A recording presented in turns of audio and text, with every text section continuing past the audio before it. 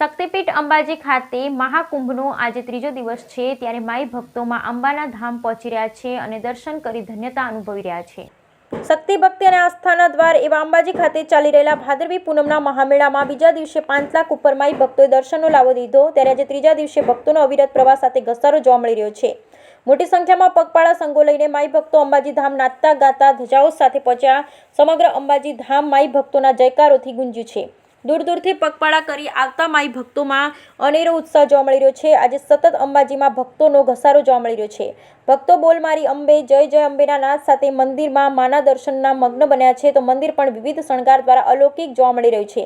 દૂર દૂરથી સંઘો અને યાત્રિકો લાખોની સંખ્યામાં અંબાના મંદિરે પહોંચી રહ્યા છે। પોલીસ કર્મીઓ પણ ભક્તિના રંગમાં રંગાતા જોવા મળી રહ્યા છે।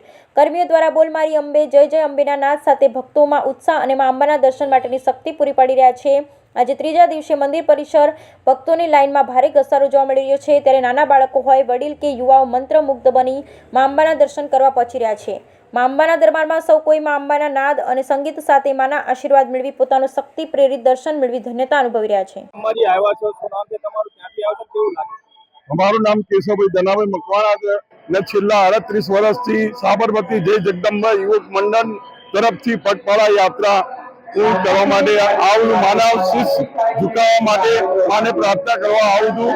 મારું મન હૃદય ભરાય સુખ શાંતિ અને ઘરમાં પરિણામ સારું આવે એટલા માટે હું પ્રાર્થના કરું છું અને રસ્તામાં અમને સુવિધાઓ સારી મળી છે અને બધી રીતે સુખ શાંતિ અને મારા બાળ ગોપાળ મારું પરિવાર સાથે અમે અહીં અંબાજી માના આ છેલ્લા 38 વર્ષથી દર્શન કરવા માટે આવીએ છીએ।